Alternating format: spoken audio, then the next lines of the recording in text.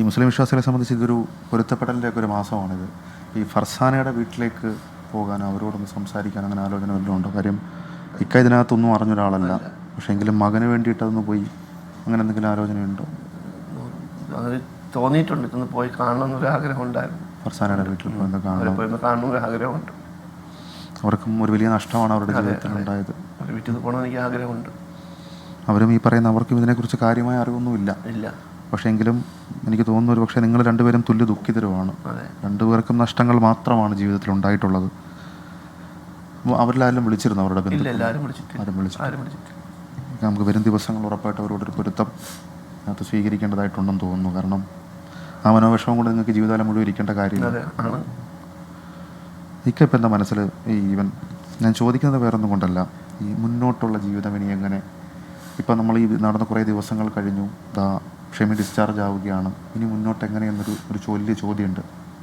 അതിന് ഉത്തരം ഇപ്പോൾ ഇതുവരെയുള്ള ചികിത്സയെല്ലാം എന്നെ സഹായിച്ചിട്ടുള്ളത് നമ്മുടെ സുഹൃത്തുക്കളായ രണ്ടുപേരാണ്. ഷമീം മണ്ണാമ്പച്ച അബൂബക്കർ, പിന്നെ നമ്മുടെ ബഹുമാനപ്പെട്ട MLA sir DK Murali sir, അദ്ദേഹത്തിൻ്റെ കയ്യിൽ നിന്നെല്ലാം ചെയ്തു തന്നിട്ടുണ്ട്. അതെല്ലാം കൂടെ ചെയ്താണ് നമ്മളിവിടെ ഇപ്പോൾ പൈസ അടച്ചിട്ടുള്ളത്. ഇന്നുവരെയുള്ള പൈസ അടച്ചിട്ടുള്ളത്. ഇനിയുള്ള ജീവിതം എന്താണെന്ന് ചോദിച്ചാൽ സാമ്പത്തികമായ കയ്യിലൊന്നുമില്ല. 1 രൂപയോ ഒരു സ്വർണ്ണമോ മറ്റോ കാര്യങ്ങളൊന്നും കൈവശമില്ല. എങ്ങനെ മുന്നോട്ട് പോകുമെന്ന് ചോദിച്ചാൽ വലിയൊരു ബുദ്ധിമുട്ട് നിൽക്കുന്ന സമയമാണ്. എങ്ങനെ മുന്നോട്ട് പോകുന്ന വെച്ചാൽ അറിയത്തില്ല. ജീവിക്കണം എന്നുള്ളതേ ഉള്ളൂ. ചികിത്സ ചെലവ് ഉണ്ട്, ഇനിയുള്ള ബാക്കിയുള്ള ചികിത്സകളുണ്ട്. എനിക്ക് വേറെ മറ്റു ജോലികളൊന്നുമില്ല. ഒരു ജോലി കണ്ടെത്തണം, എങ്ങനെയെങ്കിലും ചികിത്സിക്കാനെങ്കിലും ജോലി കണ്ടെത്തണം. ഈ പേരുമലയിലെ വീട്ടിലേക്ക് ഇനി ഇല്ല എന്നാണെന്ന് തോന്നുന്നു ഷമി പറഞ്ഞതല്ലേ? നമുക്ക് അങ്ങോട്ട് പോയി ജീവിക്കാമെന്ന് അവിടെ പോയി താമസിക്കാൻ ബുദ്ധിമുട്ടുണ്ട്. കാരണം എൻ്റെ മക്കൾ കളിച്ചോളുന്ന വീടാണ്.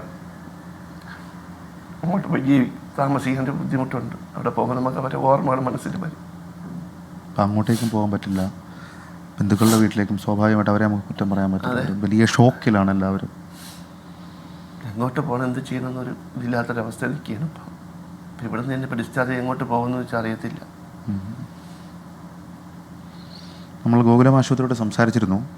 ഏതായാലും ഈ അബ്ദുൾ റഹീം ഇപ്പോൾ അനുഭവിക്കുന്ന പ്രതിസന്ധി സ്വാഭാവികമായും പരിഹരിക്കപ്പെടും എന്നുള്ളത് മാത്രമാണ് നമുക്ക് പറയാനുള്ളത്. പക്ഷേ ഈ വെഞ്ഞാറമൂട് കൂട്ടക്കൊലപാതകത്തിൽ ഇപ്പോൾ ഈ കേരളം മുഴുവൻ നടുങ്ങിപ്പോയി. നമ്മളൊരിക്കലും പ്രതീക്ഷിക്കുന്നില്ല. കാരണം ഇപ്പം ആരുടെ വീട്ടിൽ വേണമെങ്കിലും എന്ത് വേണമെങ്കിലും സംഭവിക്കാം. നമ്മൾ പ്രതീക്ഷിക്കുന്നില്ല അങ്ങനൊരു സംഭവം നടക്കും, അല്ലെങ്കിൽ ഇങ്ങനൊരു ദുഃഖമുണ്ടാകും എന്നുള്ള വലിയ ഞെട്ടലോടുകൂടിയാണ്. എനിക്ക് ആദ്യം ഇവിടുന്നൊരു കോള് വരുന്നുണ്ട്, ഫോൺ കോള്. മണിക്കൂട്ടനാണ് വിളിക്കുന്നത്. അപ്പം അങ്ങനെ കോള് വരുമ്പോഴാണ് നമ്മൾ പോലും ഇങ്ങനെ ഞെട്ടുന്നത്. പിന്നാണ് ഇങ്ങനെയാണെന്ന് അറിയുന്നത്. ആ സമയത്ത് ഇതൊക്കെ മൊത്തം വിവരങ്ങളും അറിഞ്ഞിരുന്നു? അതോ നാട്ടിൽ വന്നതിന് ശേഷമാണോ?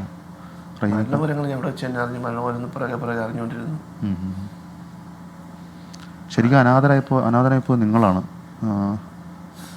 മാതാവ് പോയി, സൽമാ ബീവി പോയി, മക്കൾ, സഹോദരൻ, ഭാര്യ, സഹോദരൻ്റെ ഭാര്യ, രണ്ട് മക്കൾ അവരും അനാഥരായിപ്പോയി.